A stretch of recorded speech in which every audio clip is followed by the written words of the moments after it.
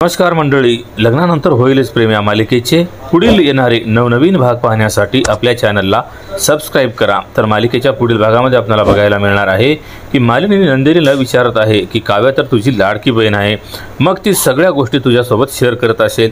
त्यावर नंदिनी म्हणते की आई, तुम्ही आज असं अचानकपणे का बोलताय?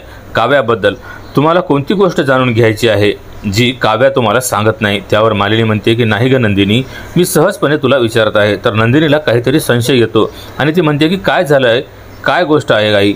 तर दुसरीकडे जीवा आता त्या पार्टनरला भेटतो आणि त्याला हात जोडून विनवण्या करू लागतो की प्लीज ही डील जी आहे ही तुम्ही कॅन्सल करा, तुम्ही जे बोलणार आहात ते मी करायला तयार आहे, पण तुम्ही तो एकदा आनंद निवास सोडा। नंदिनीला तिचा आनंद निवास मिळावा म्हणून जीवा आता अक्षरशः हात जोडून विनवण्या करू लागतो, पण तो पार्टनर जो असतो तो मात्र आता काही बोलायला तयारच नसतो आणि जीवा प्रार्थना करतच राहतो।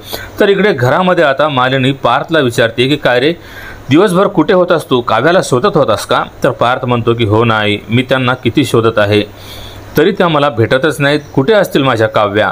त्यावर मालिनी म्हणते की अरे एवढं प्रेम करू नकोस रे तिच्यावर, ती नाही त्या लायकीची मुलगी। तर मंडळी, आता या मालिकेत काय काय वळण येणार आहेत? काय भास्करचा पार्टनर आनंद निवास सोडायला तयार होईल की आता याच्यासाठी जीवाला आणखी संघर्ष करावा लागणार आहे आणि काव्या आता किती दिवस पार्थला भेटणार नाही, हे आता येणाऱ्या पुढील भागामध्ये आपल्याला पाहायला मिळणार आहे।